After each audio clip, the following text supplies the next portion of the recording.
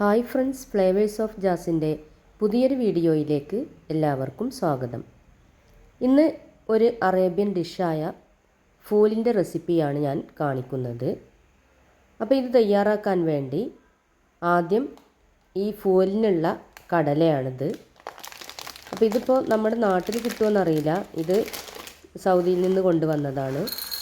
അപ്പോൾ ഇത് കിട്ടുകയാണെങ്കിൽ ഇതുപോലെ ഒന്ന് തയ്യാറാക്കി നോക്കുക.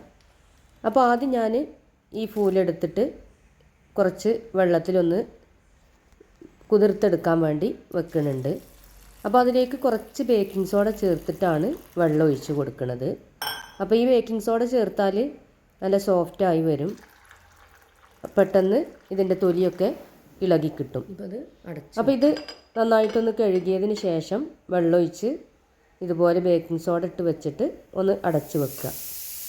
അപ്പോൾ ഞാനിത് രാത്രിയിൽ വെള്ളത്തിലിട്ടിട്ട് പിറ്റേന്ന് രാവിലെയാണ് ഇത് വെള്ളത്തിൽ നിന്ന് എടുക്കുന്നത്. അപ്പോൾ അതാ ഇതുപോലെ തൊലി ഇളകി പോരുന്നുണ്ട്.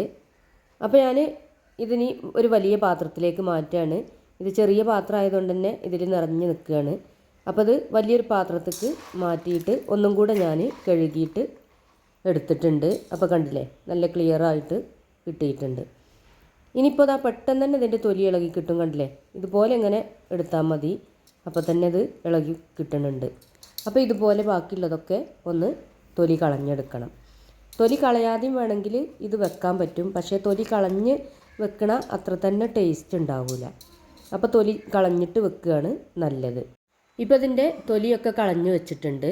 അപ്പോൾ ഇതുപോലെ നല്ല വെള്ള കളറിൽ കിട്ടിയിട്ടുണ്ട്.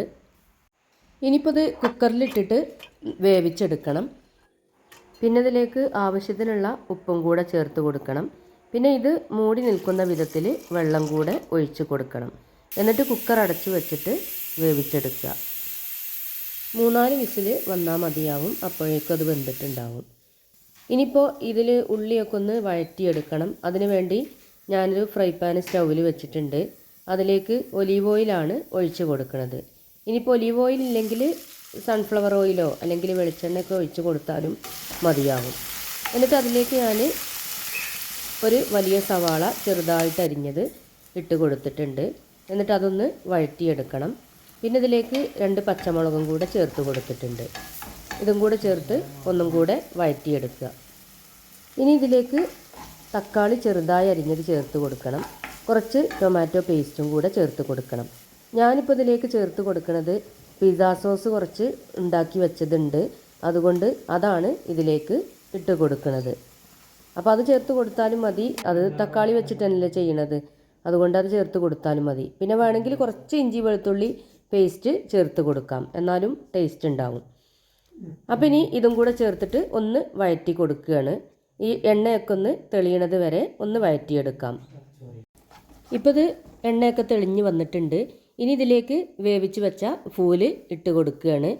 എന്നിട്ട് നന്നായിട്ടൊന്ന് മിക്സ് ചെയ്തെടുക്കണം.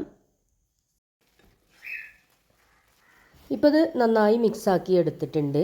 ഇനി ഇതിലേക്ക് കുറച്ച് വെള്ളം കൂടെ ഒഴിച്ച് കൊടുക്കുന്നുണ്ട്. എന്നിട്ട് അതും കൂടെ ചേർത്തതിന് ശേഷം നന്നായിട്ട് ഒന്നും കൂടെ മിക്സ് ചെയ്ത് കൊടുക്കണം. പിന്നെ ഈ സമയത്ത് ഇതിൽ ഉപ്പുണ്ടോയെന്ന് ചെക്ക് ചെയ്ത് നോക്കുക. ഉപ്പില്ലെങ്കിൽ കുറച്ച് ഉപ്പ് കൂടെ ചേർത്ത് കൊടുക്കണം.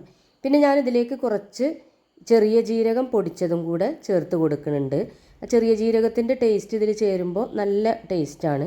അപ്പോൾ അത് ചെറിയ ജീരകം ഇഷ്ടമില്ലാത്തവർക്ക് വേണമെങ്കിൽ ഇത് ഒഴിവാക്കാം. ഇപ്പോൾ ഇതാ ഫൂൽ ഇവിടെ റെഡി ആയിട്ടുണ്ട്. ഇനിയിപ്പോൾ ഞാനിതൊരു ബൗളിലേക്ക് മാറ്റി കൊടുക്കുകയാണ്.